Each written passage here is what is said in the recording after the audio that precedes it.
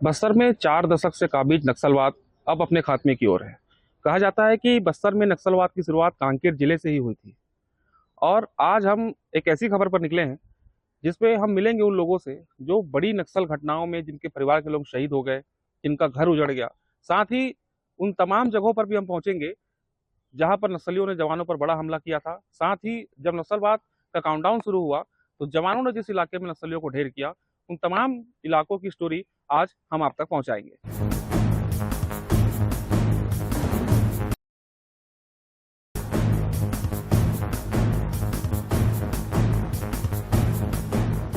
जिस जगह पर मैं इस वक्त मौजूद हूँ, ये वही जगह है जहां पर नक्सलियों ने पुलिस जवानों पर एक बहुत बड़ा हमला किया था। यह घटना हुई थी सन 2007 में, जब पखांजूर और दुर्गुकोंदल के बीच इस जगह पर नक्सलियों ने पुलिस जवानों से भरी एक बस को उड़ा दिया था। न केवल बस को बारूदी सुरंग विस्फोट से उड़ाया गया, बल्कि उसके बाद उस जवानों पर फायरिंग भी की गई थी। इस पूरी घटना में तकरीबन 7 हमारे जवान जो है वो शहीद हुए थे। साथ ही बड़ी संख्या में जवान घायल भी हुए थे, जिसमें महिला पुलिसकर्मी भी शामिल थी। ये उस दौर का एक बड़ा नक्सल हमला था जिसमें पूरे कांकेर समेत पूरे छत्तीसगढ़ को दहला दिया था। इस घटना के बाद लोगों में काफी दहशत थी, क्योंकि ये मुख्य मार्ग था पकांजूर जाने का।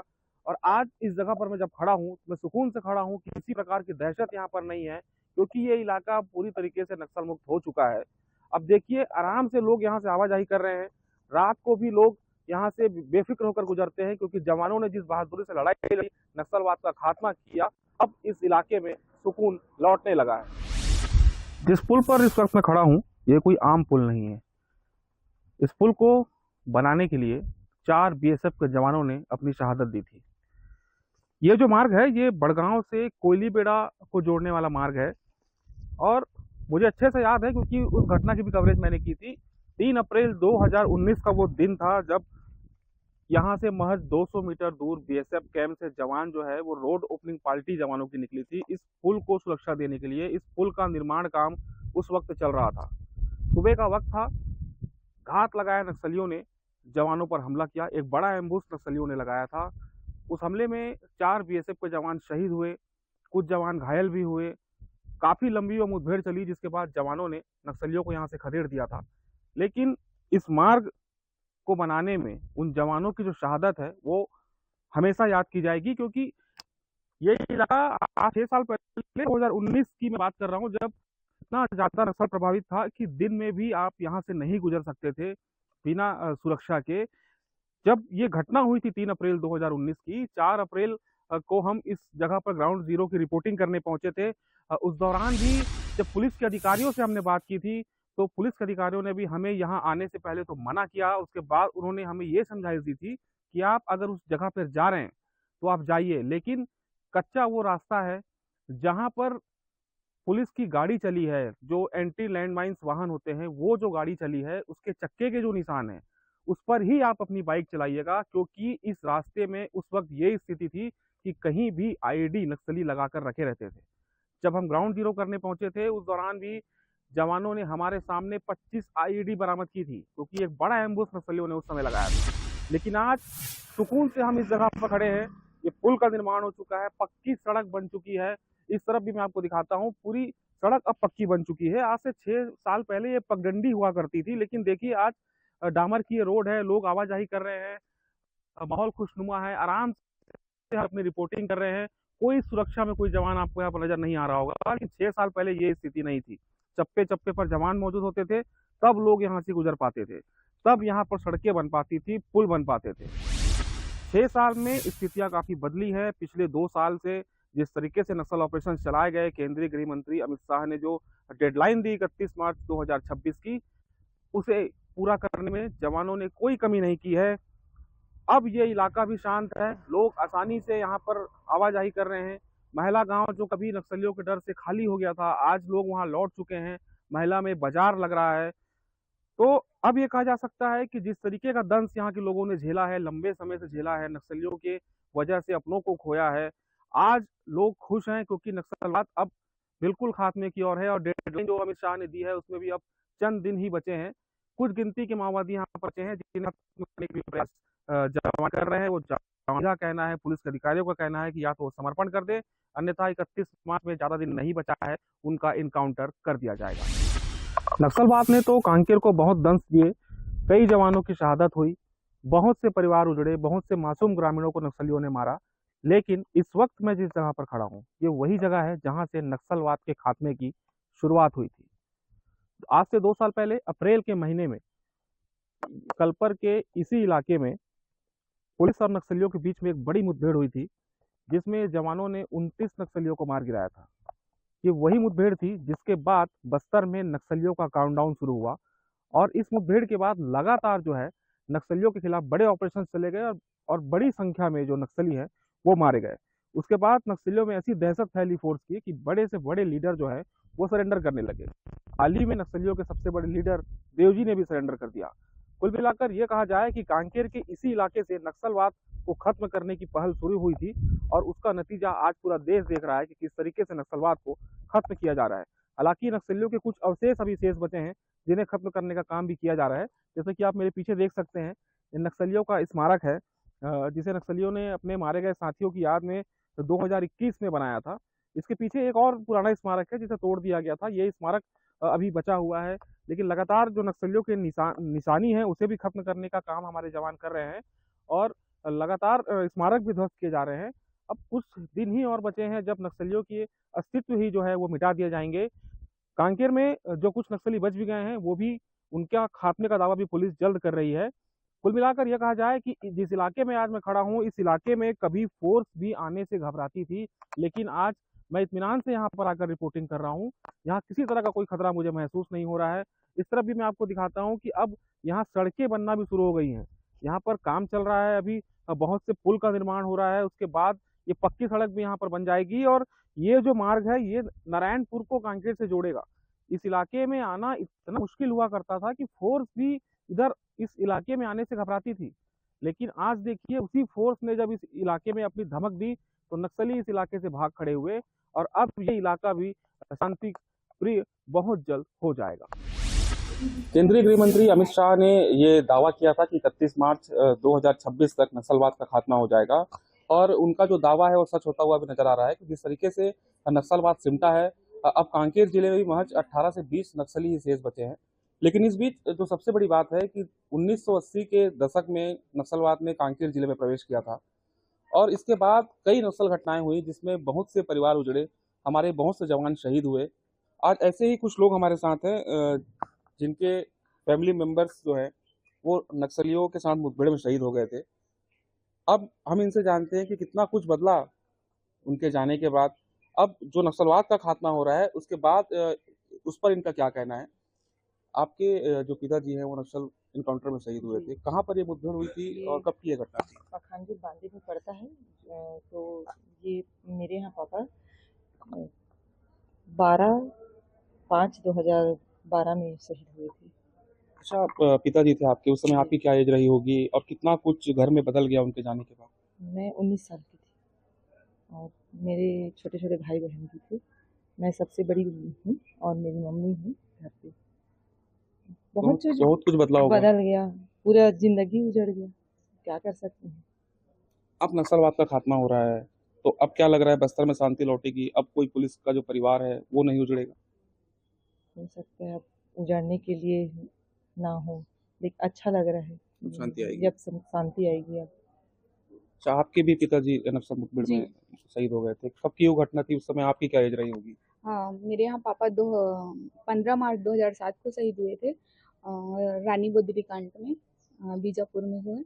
और मैं उस समय 6 साल की थी लगभग, और मेरी बहन है जो 1.5 साल की थी, और अभी मेरी मम्मी है। तो उस बचपन में ही पिताजी चले गए, पिताजी का प्यार नहीं मिल पाया होगा। अब नक्सलवाद का खात्मा हो रहा है, आपको कैसा लगता है कि आपके की तरह ही और जो बहनें हैं उनका परिवार अब नहीं उजड़ेगा? क्योंकि नक्सली जो लगातार हमारे जवानों को नुकसान पहुंचा रहे थे, अब वो नहीं बचेंगे। जी, बिल्कुल है। ऐसे कई परिवार हैं जो मतलब गश्त में जाते हैं और इस दौरान शहीद हो जाते हैं, लेकिन ऐसा अब नक्सलवाद खत्म हो रहा है तो नहीं लगता कि ऐसे भी कई परिवार उजड़ेंगे। दीदी, आप के भी शायद हस्बैंड हस्बैंड जो शहीद हुए थे, कब की वो घटना थी? 23 मार्च 2021 की घटना है। कहाँ पर ये घटना हुई? ये नारायणपुर कड़ेनार के बीच में हुए थे। आईडी ब्लास्ट हुआ था। आपका बच्चा भी है या फिर हाँ, बच्चा मेरे कितना बड़ा है आपका? मेरे बच्ची उस टाइम 6 माह की थी।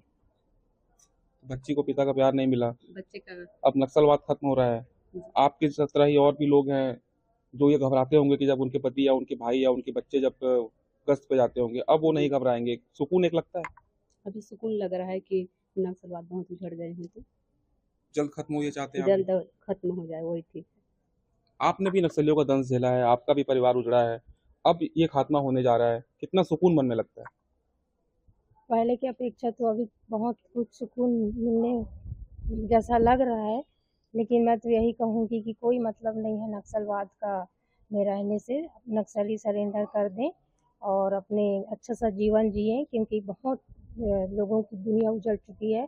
मेरे हस्बैंड मेरे जीवन से चले गए और मेरे बच्चे काफ़ी छोटे छोटे थे, तो कोई मतलब नहीं है नक्सलवाद में रहने से।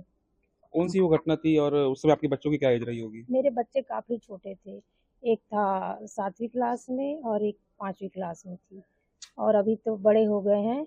और मेरे बच्चों के पिता का साया उनके सर से उठ गया। और तो मैं तो यही कहना चाहूँगी कि सभी अपने अपने सही जगह पे रहें, नक्सलवाद को छोड़ दें। तो ये वो नक्सल परिवार हैं जिन्होंने अपनों को खोया है। किसी का बच्चा उस वक्त 6 माह का था, किसी का बच्चा उस वक्त 6 साल का था। और कुल मिलाकर ये कहा जाए कि नक्सलियों की आखिर मंशा क्या थी, वो चाहते क्या थे, ये आज तक स्पष्ट नहीं हुआ। लेकिन केंद्रीय गृह मंत्री अमित शाह ने दावा किया कि हम 31 मार्च 2026 तक नक्सलवाद को जड़ से उखाड़ कर फेंक देंगे। और फिलहाल इसमें कुछ दिन ही शेष बचे हैं क्योंकि मार्च का महीना चल रहा है। कांकेर जिले की अगर बात की जाए तो 18 से 20 सक्रिय माओवादी इस वक्त कांकेर जंगलों में घूम रहे हैं।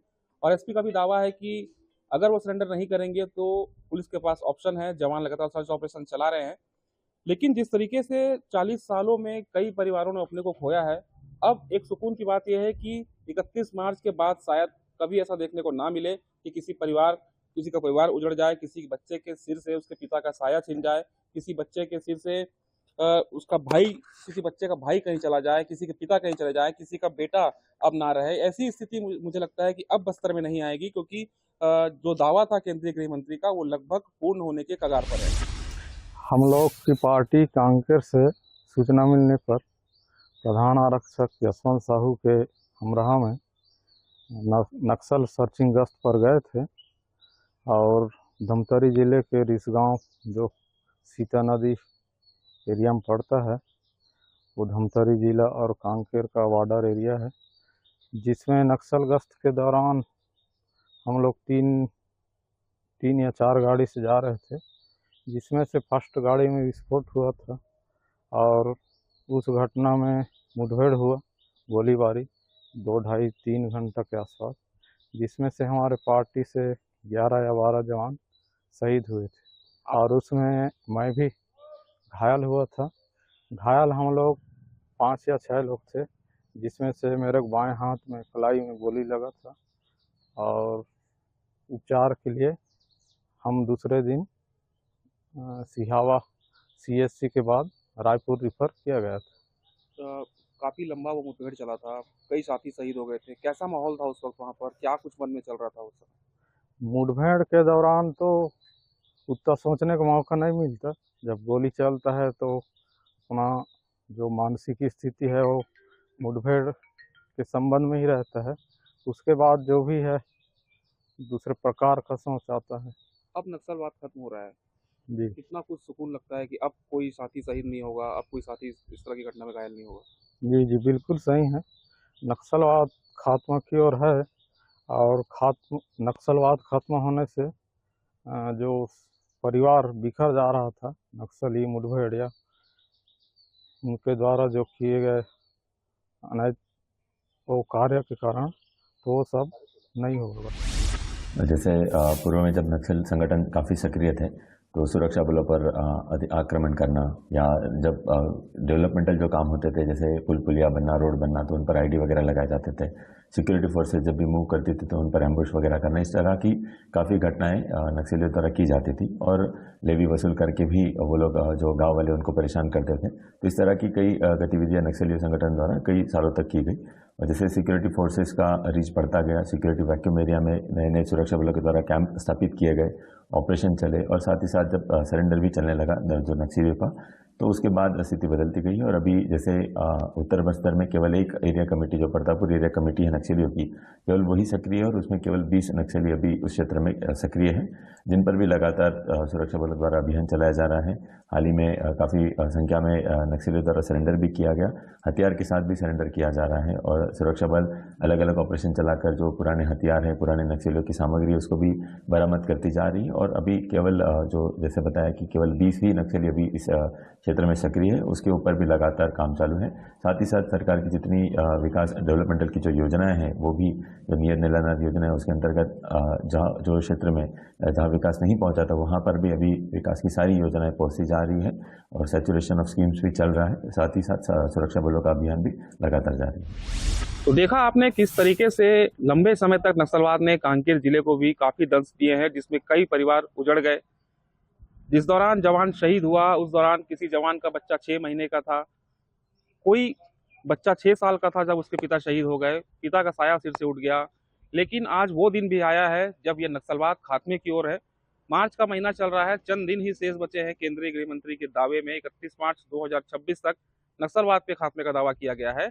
समय बेहद नजदीक है, लंबा दंश जरूर था, लेकिन अब लगता है कि बस्तर में खुशहाली लौटेगी, क्योंकि जिस तरीके से जवानों ने ऑपरेशन चलाया है, जिस तरीके से नक्सलियों को मार गिराया गया है, साथ ही अब जिस तरीके से समर्पण हो रहे हैं, इससे लगने लगा है कि केंद्रीय गृह मंत्री का दावा जरूर पूरा हो जाएगा। हालांकि कांकेर में कुछ नक्सली अभी सक्रिय हैं, लेकिन पुलिस का दावा है कि 31 मार्च के पहले ही या तो वो सरेंडर कर देंगे या उन्हें मार गिराया जाएगा। गौरव श्रीवास्तव, INS 24/7, कांकेर।